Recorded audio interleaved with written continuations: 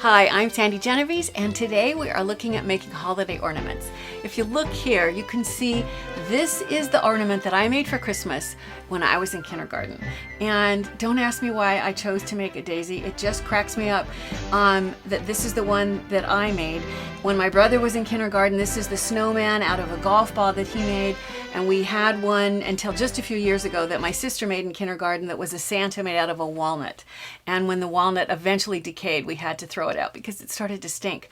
My point is, every year when we take these ornaments out, it cracks us up and we have so much fun remembering back over all the years.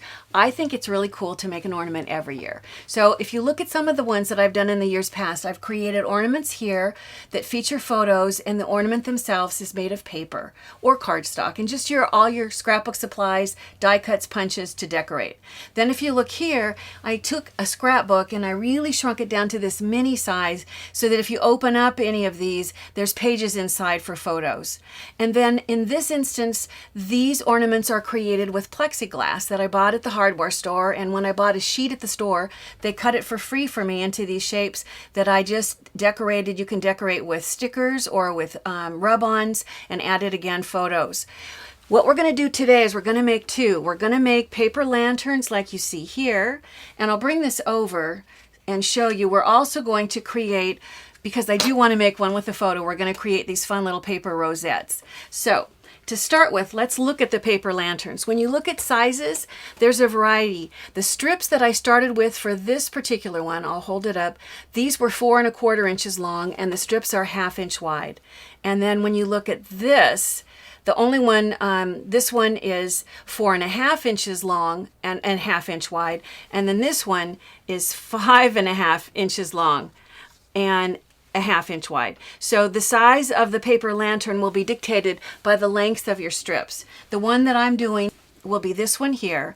You need to cut 15 that are 1/2 inch wide and 4 1/2 inches long. I didn't have enough paper to cut 15 here, but you can see this is what you do, is you just cut them into that size strip. And then I went back with just a 1/16 inch hole punch, and I punched about 1/8 of an inch in. In fact, let me turn this so that you can see both ends. I have just a little hole punch at about 1/8 of an inch in from each end of these little paper strips. And you do that 15 times. So they end up with 15 of these. Then you take a brad and you go ahead and you poke it through all the holes on one end. And when I turn it over, you can see, I've just extended the prongs and flattened them out. On this end, I'm going to use a different brad because I need one that's longer. Here's the brad. I'll set it down. It's got a little bit longer of the holders or the tines on the end because I need to be able to attach the embroidery thread that's going to be the hanger. So if you look here, you can see I've already started. I've put a knot. I've just taken, one long strip of embroidery thread and I've started to knot it, but I've left the loop loose so that you could see how easy it is to just poke it so that the tines of the brad go through, and then I'm going to pull it tight.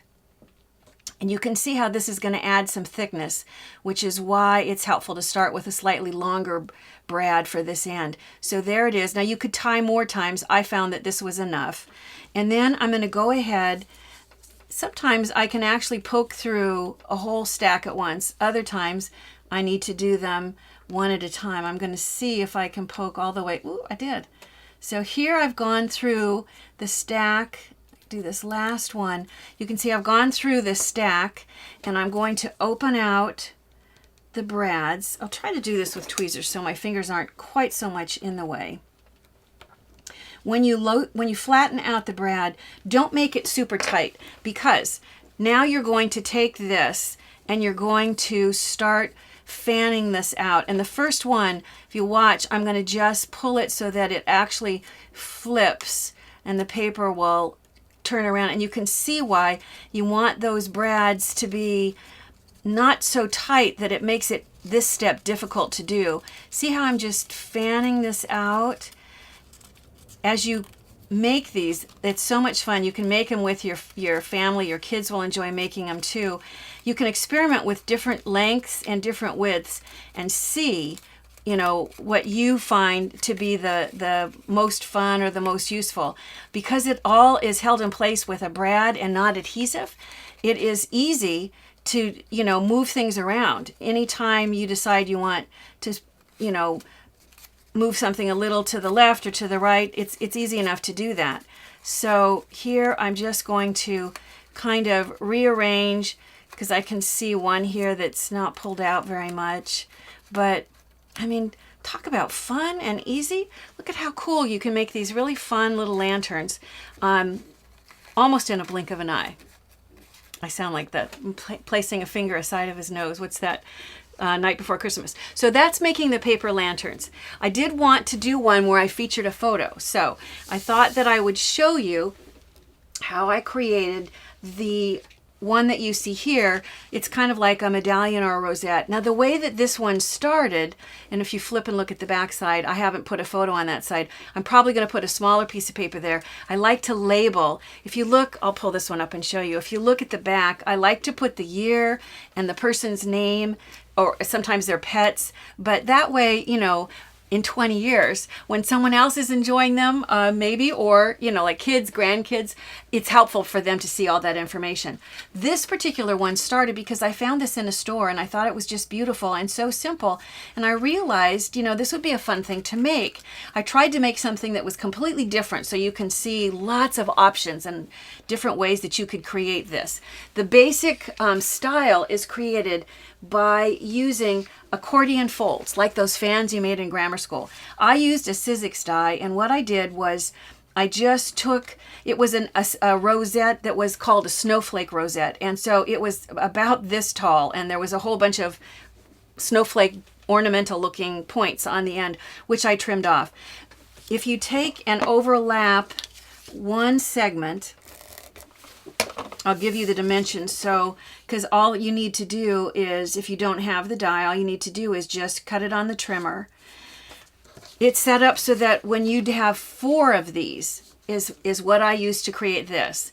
It's 1 3/4 inches wide, and the length of all, when all 4 were put together, was 19.5 inches long. Now you can vary it. It just would mean that you have less or more pleats in the center. But once you have the length, I went back and accordion folded. This one has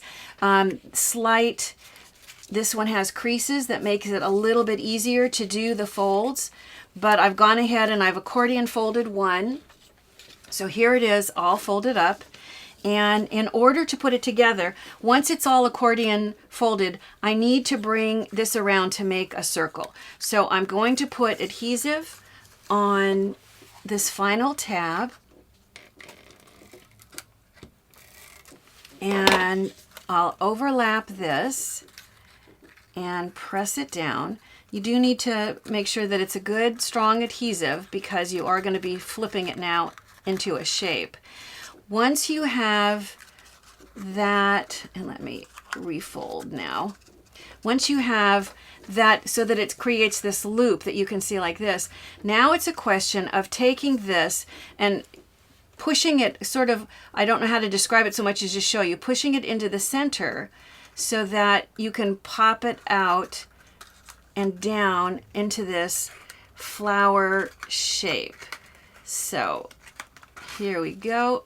And it, boom, you can see how it becomes this rosette. Now you need to hold it in place with adhesive. If you use a glue gun, I know people do that.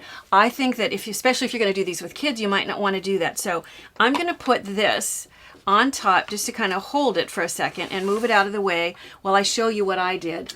I found that you can get glue dots, and I know this is see-through, so hopefully you can see, but this is a nice big size. So I'm going to take a circle and I'm going to put the glue dot. I peel off the protective backing, attach it, and just press. And then all I have to do is peel the backing off of this. And now the adhesive is there.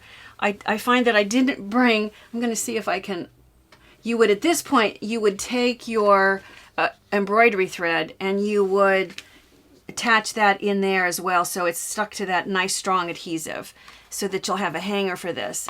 Then bring it over and lay it down so that you have sort of an even border all the way around and just push. So This red paper is just construction paper, but it has the sturdiness that lets you push because of all the pleating. So this is going to hold it. I would then repeat this process on this side. I would put another glue on the back of one of these, attach this, and that will hold it nicely. And once again, you would have trapped some embroidery thread in there. Then it's just a question of taking and finding your favorite photo and adding it inside, and you have just a really cool ornament. You know, I try and make an ornament, usually with a photo, every year for each person in my family. I know that when they're pulled out and they're placed on the tree, they're going to just be filled with lots of good memories.